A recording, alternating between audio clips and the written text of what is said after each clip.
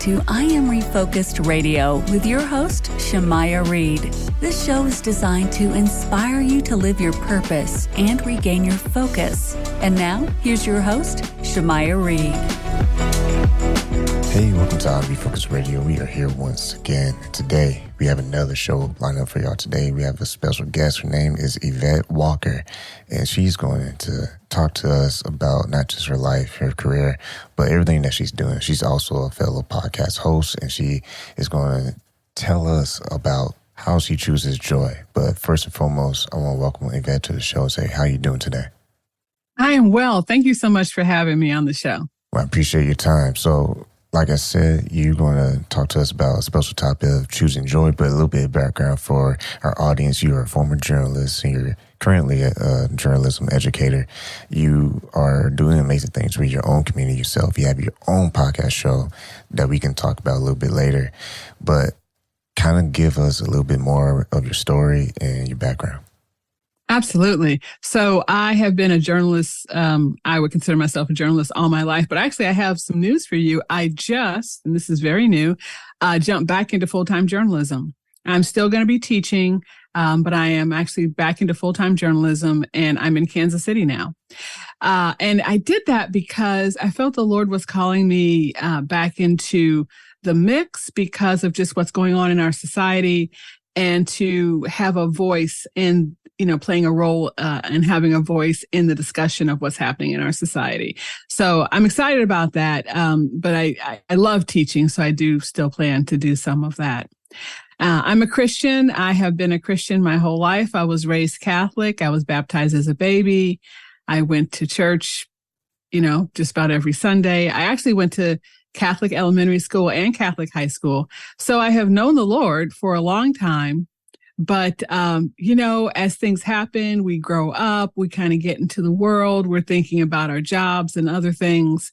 That focus kind of became a little unfocused for me. And it wasn't until later in life when I realized that, number one, I had to refocus. I had to refocus on God again, and understanding why that was important for my life. And then also understanding exactly what joy is, because I think a lot of people have it twisted. And I think people are chasing what they think is joy, but they're chasing the things that aren't really joy. They're chasing substances. In some cases, they're chasing food. They're chasing people. They want these things to give them what they think is give them joy. But I have a saying, joy is not a feeling, it's faith. So just because you're happy doesn't mean you have inner joy. And if you're going through a season where it's not great and you're not happy, you can still have joy, like say the joy of the Lord, by understanding what real joy is, and that is having Him in your life. And so that's a little bit about me.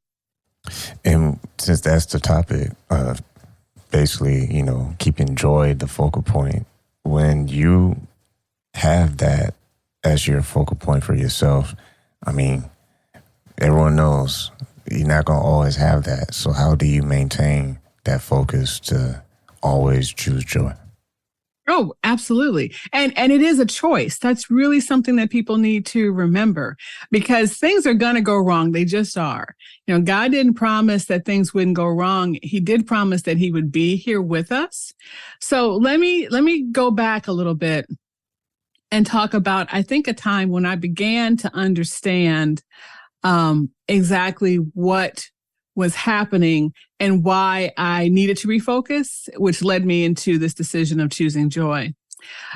So there was a time in my faith when I felt numb. I felt numb in my faith. And let me describe that a little bit. It's like you're going through the motions, you're going to church, you believe, but it just seems like it's just kind of blah. There's just, you're not delving into the Word. You're not talking to God. You're not hearing from God. It's just, you're just kind of going through the motions. And I realized that at one point. And in fact, I think it kind of made me even a little depressed.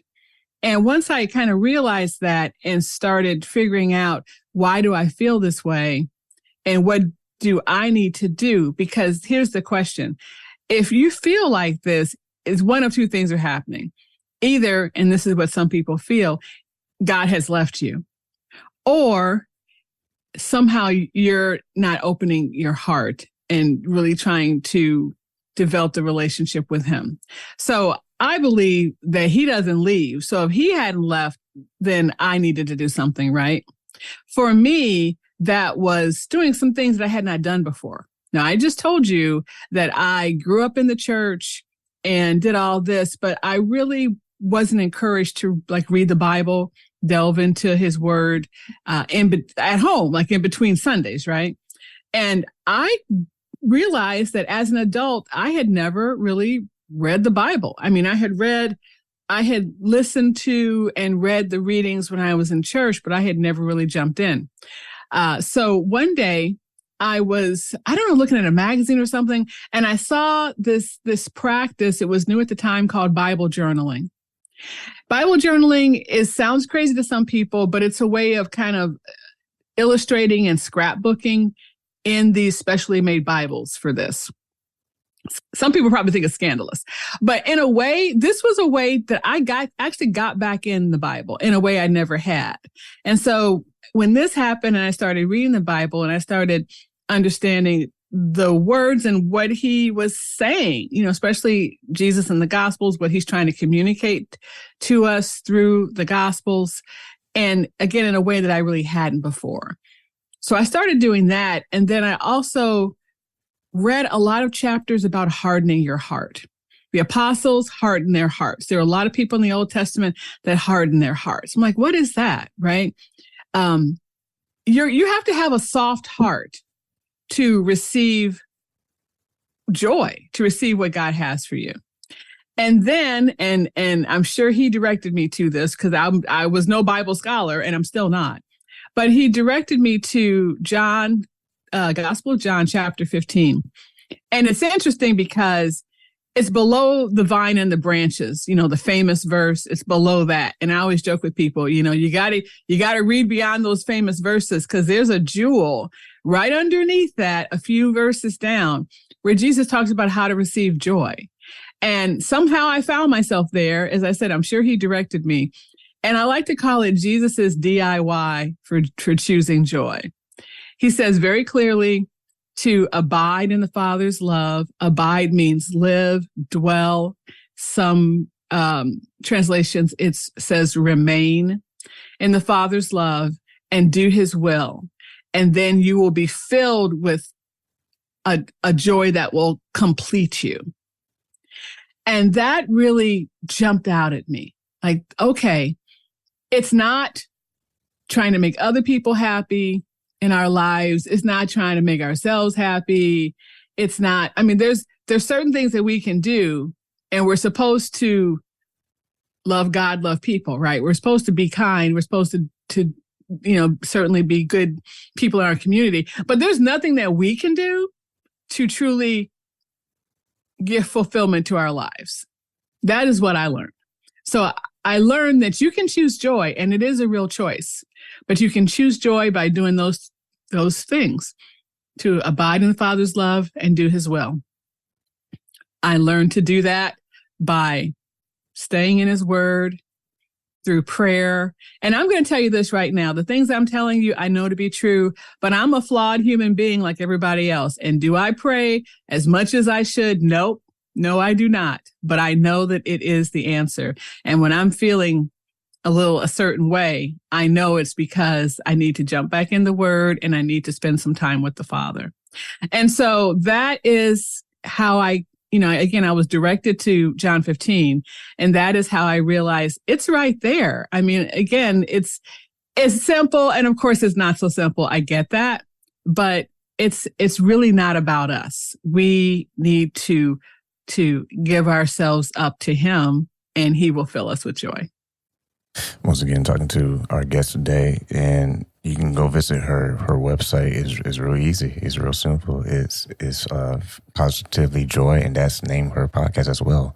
And now that we know how you learn to find joy, tell us a little bit about your podcast, core mission, because I listened to some episodes and you really are serious about this. Like, it's a joy lifestyle. It is. It really is. And listen, I am not trying to say that things don't happen in people's lives. And I am not trying to say that piece of it. Living is not always easy, right? But it is joyful to know that we have a helper, that we have a father, we have someone that is there for us. So I will tell you about the podcast because it's kind of a funny story. So I had begun to, again, try to seek more. Some people use the word seeking before you become a believer, but I turn it around. I had believed all my life, but now I was in kind of seeker mode because I wanted to know more. I wanted to know more than I ever knew before, even though I've been a believer all my life. So I was in seeking mode. And, I went to a retreat that really refreshed me, and came home and really got inspired and started writing essays that turned into a devotional that I have out now called Whispering in His Ear. And then also I said, okay, I want to start a podcast. Previously, there had always been something that kept me from doing this podcast. It was too hard. I couldn't figure it out. I just didn't have time. I don't know, always something. And then 2020 happened, and I was very fortunate to be able to work from home. I had my computer with me. So I said to myself, this cannot be that hard. I should be able to figure out how to do this. Okay, I am going to start this podcast at the time on hair and beauty. That was what I was going to do it about. I was very clear about that. And the Lord said, you're going to start a podcast, but it is going to be on joy. And I was like, okay, I don't even know what you're talking about, Lord, but let's do it. And we've had the podcast for 3 years now. And over time, He's revealed to me exactly just what I told you before, what that joy is and how to receive it. But the name. So if you go back to episode 1, you will hear me say, welcome to the Finding Joy podcast. Because, as new podcasters, we don't know what we're doing. Or at least I jumped in feet first. I didn't do a lot of planning. And I said, okay, we're going to call this Finding Joy. Well, there's a lot of podcasts out there about joy, and some are even called Finding Joy. So once I realized that, I said, okay, Lord, I think we need to have a new title. What's this title going to be? And He said, it came clearly in my head, Positively Joy. And the reason why I know that wasn't me, I know that I did not make that up, is because, as I told you before, I'm a journalist. I'm a little bit of a word nerd. And I said, Lord, that's grammatically incorrect. That's not right. Positively Joy. It should be positively joyful or positively joyous. And I kept waiting to hear something. Basically, He gave me the equivalent of, what did I say? So I said, okay, it's going to be Positively Joy. And that is how the name began. And as I said, we've been around for 3 years now. It was 3 years in May. I really didn't even celebrate that 30-year anniversary. I really need to do that. We're in season 5. I have seasons that are not calendar seasons. So we're in season 5 now. The season we're in now is on spiritual growth, as we look at it through the lens of the joy of the Lord. And my guests are always so gracious to give their wonderful stories, but also in a way that we're able to understand how it can be applied to our own life. And in fact, the one that's releasing today, and I know this is going to be after, this will be released after that, is on food addiction. And you might think, well, what does food addiction and faith have anything to do with each other? But it's a good episode. So yeah, there's a lot of, and I say, because I have struggled with food in my life, and I do think people chase a lot of things to find joy. I think food is one of them. You eat because you just want to feel good, and you're not thinking about how that can affect your health. That's just one of the many things you can chase that's really you shouldn't be chasing for joy. And so that's how the podcast began, Positively Joy. And again, we're still going, and it's a lot of work, and as you know, you're a podcaster, but it's definitely in my heart, and I love it. We're talking to Yvette Walker, and the key word I want to highlight is struggle, because, like you said earlier, joy is not something that you just wake up in the morning and boom, it just is right there ready for you to grab onto, because life happens, storms come. There's chapters you want to skip in your book, but it's those dark times that allow you to really appreciate joy. So for you, what you say, someone who's listening right now, like, man, that sounds great. You sound like a very happy person, but you don't know what I'm going through right now. You don't know this crazy, chaotic life. What do you say to people like that to learn how to get out of that funk? And I want to tell people that this is not fake joy. I mean, some people say fake it till you make it. So like you wake up and you just put a big smile on your face because you feel like you have to do that. No, that's not what he's telling us to do. I mean, there are days when you need to have a good cry. There are days when you're worried about, the health of a family member or any number of things. There are days now, and depending on how much time we have, I'm going to tell you a crazy story that happened to me recently where you just wonder, Lord, what is going on? So I'm not saying that, but when you wake up in the morning and you're feeling down, there's a couple things you can do. I would say crack open either the Bible or YouVersion, the Bible app, and get that daily dosage. It's like a vitamin shot, right? And just remember that even though you got a tough day ahead of you or whatever, you're not alone. So again, you're not out there laughing and smiling on the outside and feeling low on the inside. I mean, you can, but that's not what he's asking you to do at all. And I am generally a happy person, but not always. Sometimes people will say, smile, smile. And I hate that. I'm like, what? Are you saying I have resting bee face? I mean, why are you telling me that? But that's not the point. The point is that, you want to be filled with that joy, the only joy that will complete you. That is what we want. And yes, sometimes that turns into you being very happy and smiling, but again, we're humans and we go through stuff. And so he's not telling us to be fake about it.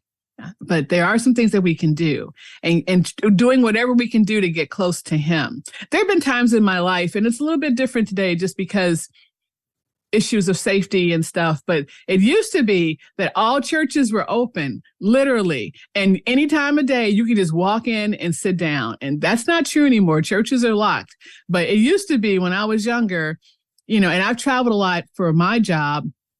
I'd be in new cities. I didn't know anybody. And I would just go to a random church, just sit down and just, meditate in his presence a little bit. And that just filled me in a way that nothing else could, because I didn't know anybody in a new town and hadn't even established any relationships yet. So again, you can feel bad. That's okay.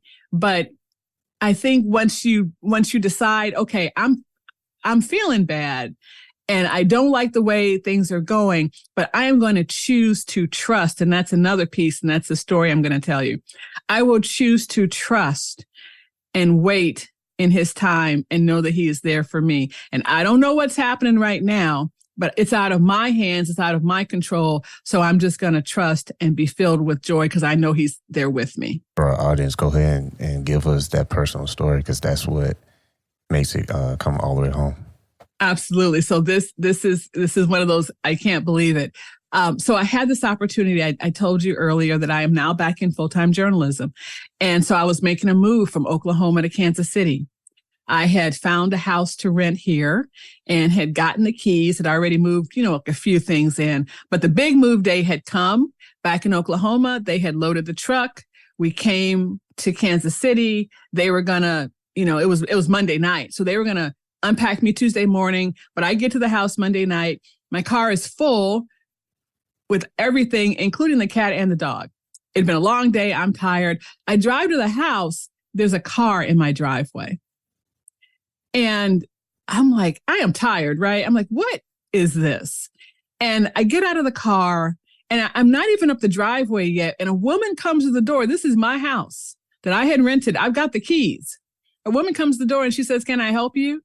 And I said, yeah, you can help me. What are you doing? This is my house. And she says, oh, no, this is my house. I leased this house. So it's nighttime. All offices are closed. There's nobody to call. And my mind is just crazy. I'm like, what is going on? My first thought is where I'm going to lay my head tonight. I got this cat and the dog. I got to find, I don't know anybody. Well, I know people here in Kansas City, but again, I need to find a hotel that will take animals, which fortunately I did.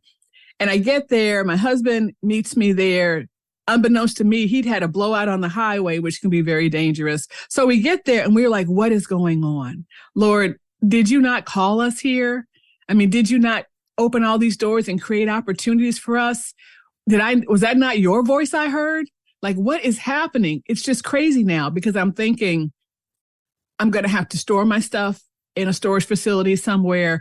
That's going to cost money.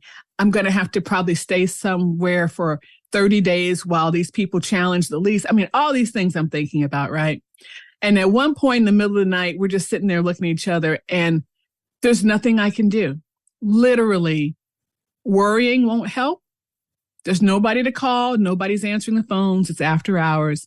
I am just going to have to wait and trust. And when I realized that, I mean, I was still anxious, but the anxiety level did lessen a little bit.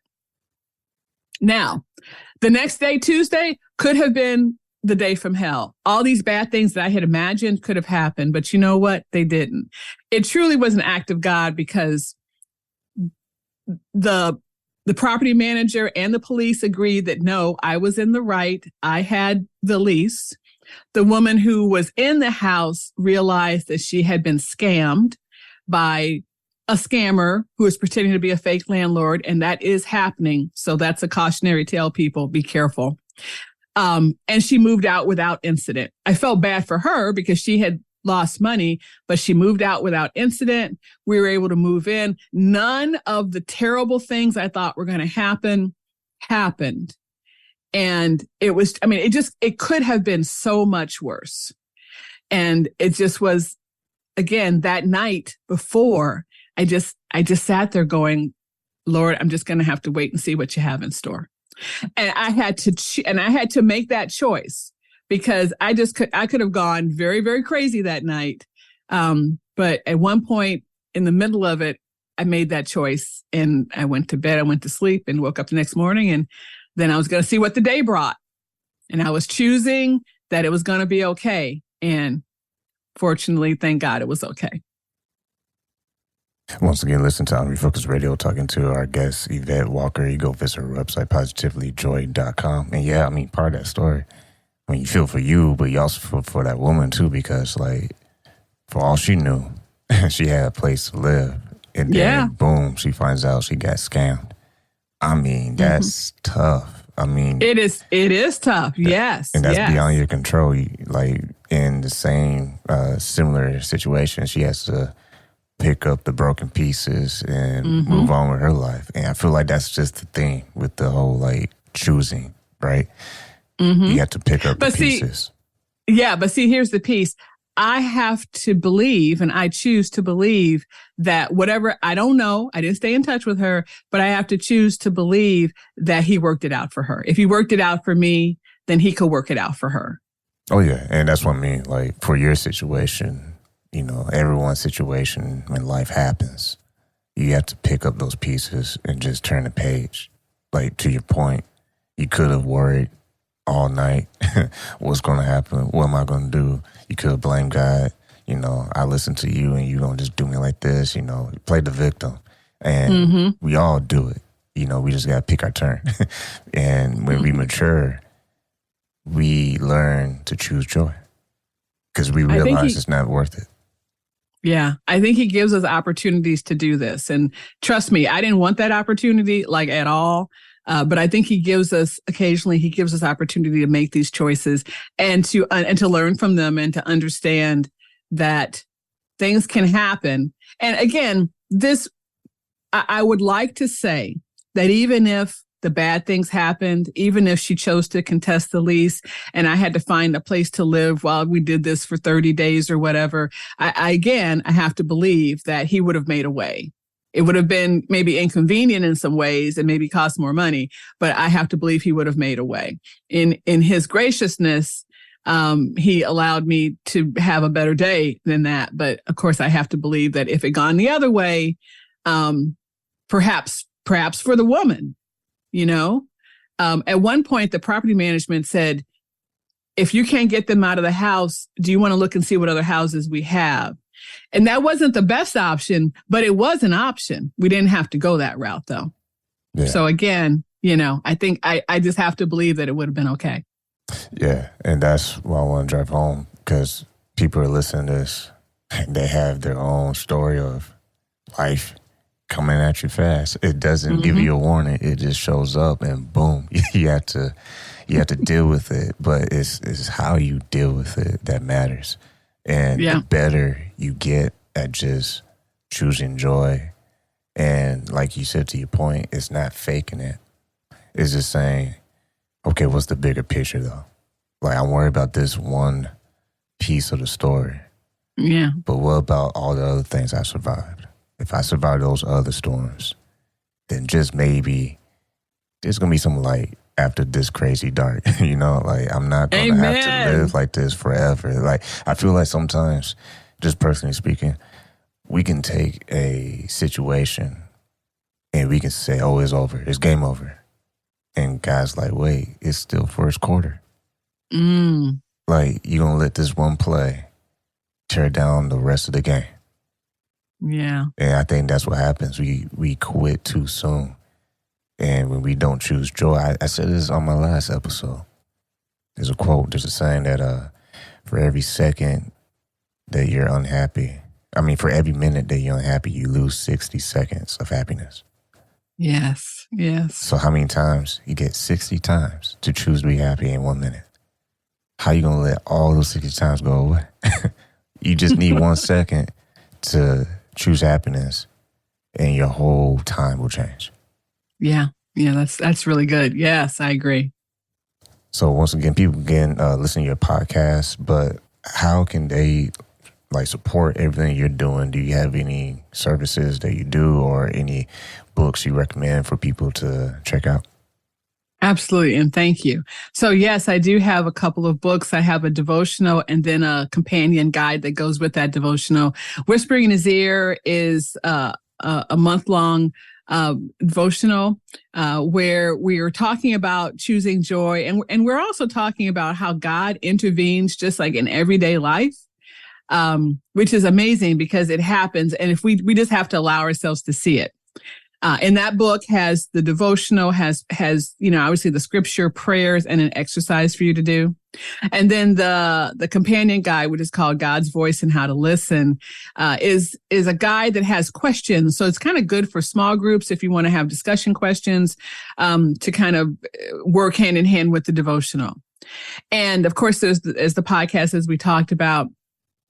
And then I also have a weekly newsletter that is free. There's different levels if people do want to support the ministry, but is also a free level, which is on Substack. So I believe it's ywalker.substack.com/subscribe.